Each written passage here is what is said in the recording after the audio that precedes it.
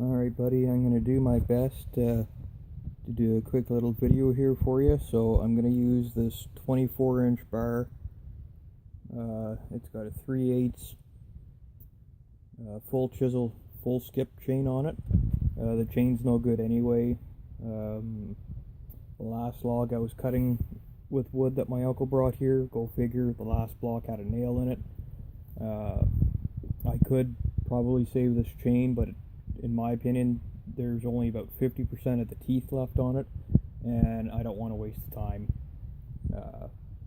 trying to get that little bit extra life out of it. Sorry, that's not true. I might save it, and this could be one of those junker chains. Anyway, so I already have it pre-set up in here. You can see that the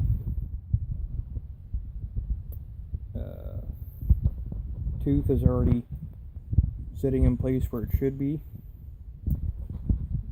I don't know how well you'll be able to see the other teeth here. You can see that where there should be a point, there's no point anymore. You can actually see that dull spot right at the tip of my finger where it was hitting the nail, so it's actually got an angle on the top now instead of just being a flat.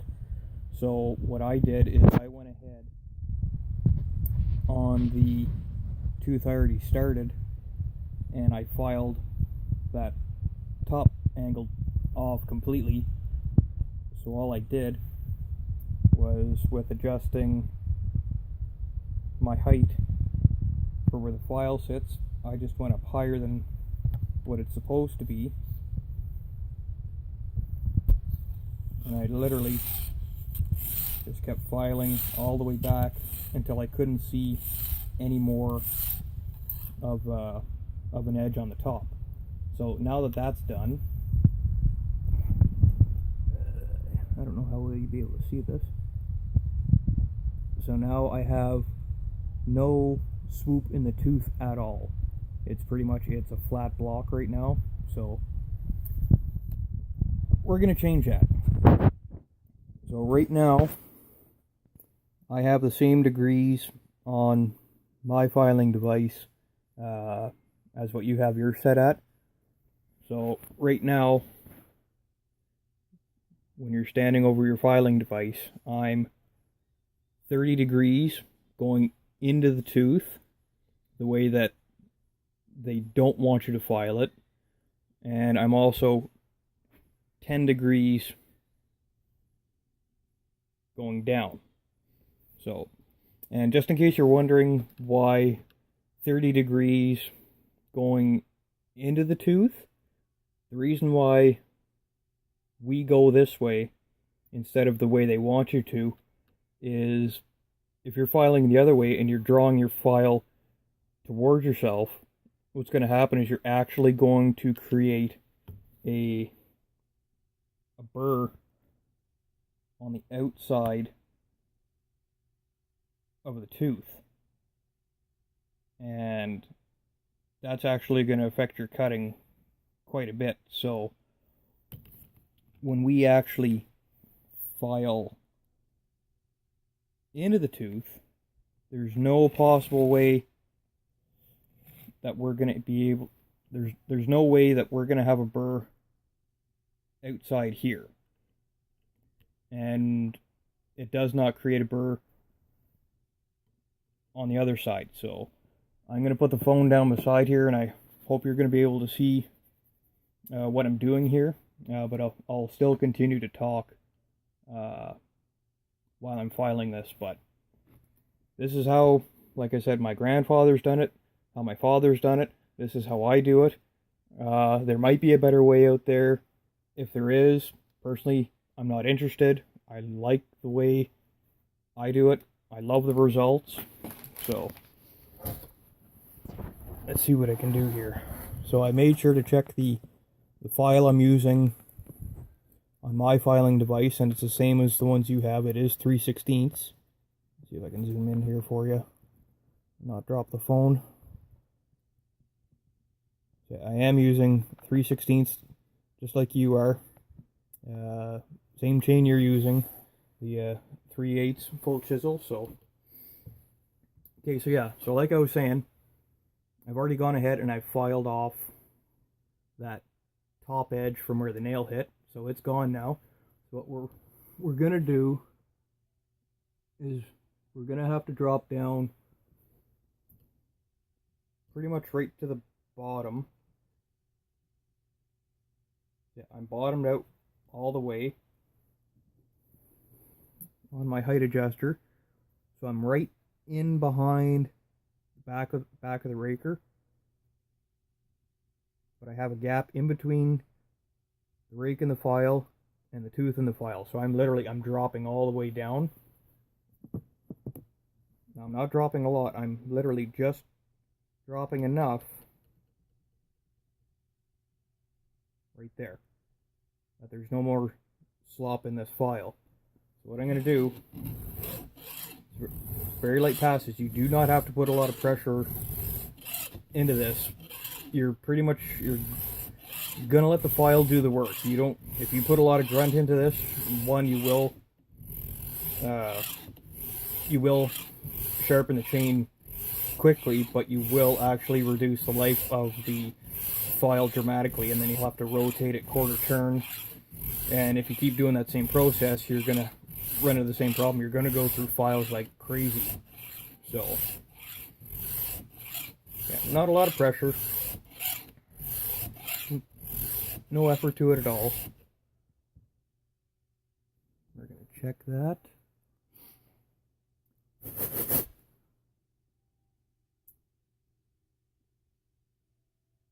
Kind of hard to see here with the light, but pick up the phone for a second.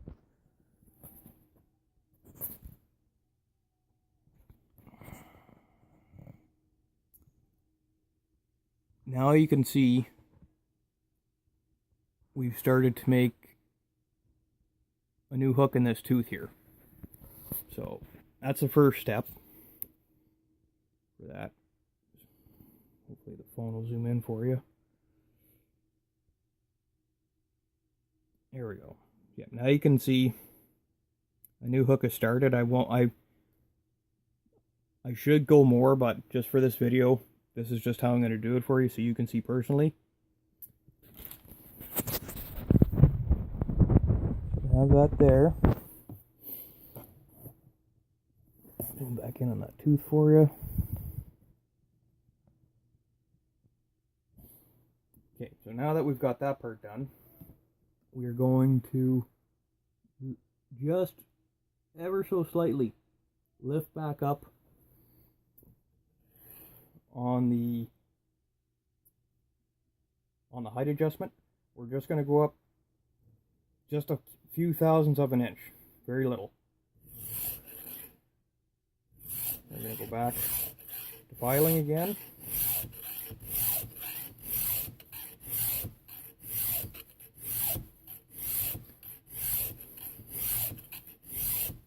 A good tip to know when your file is getting bad is it'll actually start to make like a whining sound. This kind of has, I don't know what you'd want to call it, kind of like a humming sound, I guess. That's how you know this file's still good. If it doesn't make a humming sound when it's getting worn out, it'll try and jump on you. And when it's jumping on you, try turning the file a quarter turn in the holder here, whether it's clockwise or counterclockwise, it doesn't matter, but give it another try and see what starts working any better. If it doesn't, it could just be a bad file right from the factory. So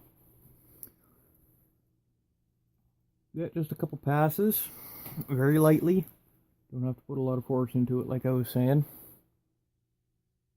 And this is how I check every single one of my chains. I always use my thumb.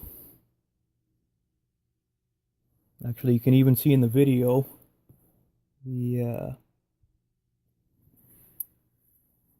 get a pointer here. You can see all the shininess inside the hook of that tooth.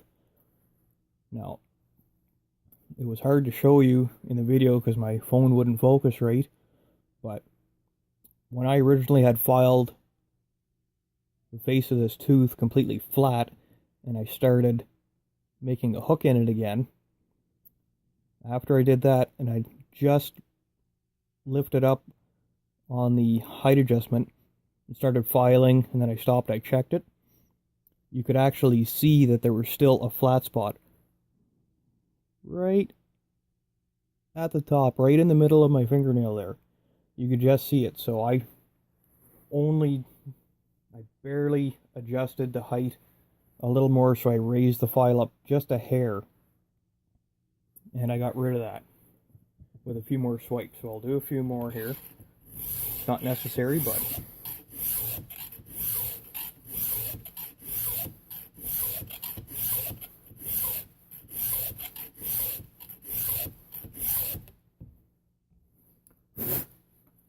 okay, so yeah.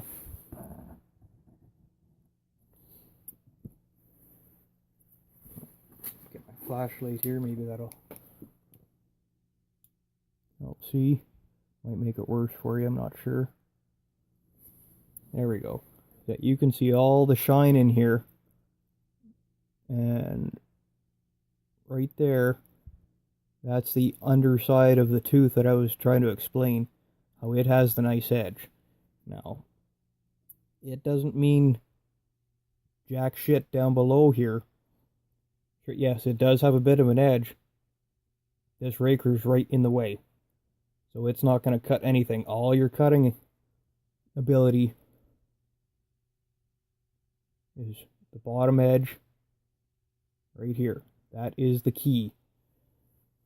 At 30 degrees and 10 degrees. Those are the keys.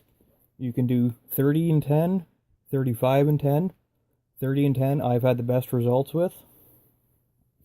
But the most important thing for this, a lot of people say it's impossible, it can't be done. No, they are wrong. They don't have the patience. Patience. Patience. Patience. You got to be patient with yourself. I've ruined a couple chains when I first got into this. You won't get better unless you pursue it. That's the easiest way for me to explain it. You're going to screw up. I'm going to tell you right now. You're going to try doing this on your first try. You might get it. If you do, that's fantastic. But more than likely, you're going to do it on your first chain, and you're going to screw up the first tooth on that chain. Now, very important thing when you're sharpening the entire chain,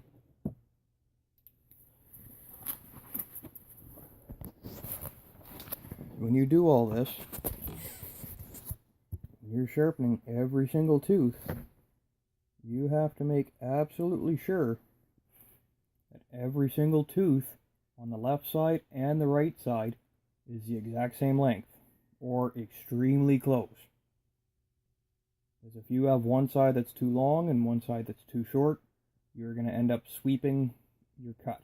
I'm sure you already know all about that. I believe you and I already talked about that a few times. Same with the rakers. Rakers have to be the exact same height on the left side and the right side. If they're not equal, you're going to have the same thing. The saw is going to try and pull to one side when you cut, and you're going to have a huge swoop when you're trying to cut a nice big block at exactly 16 inches or 14 inches, whatever length you desire. It's not bad when the diameter of your block is, say, 12 inches and smaller, but when you go over that 12 inches and you want to try and make a nice, clean, straight cut, it's not going to happen. So, it's not so much of an art to do this. It's patience and practice. That's all it is. If you have any more questions, my friend, shoot me a message and I'll do the best to help you out. Have a good one.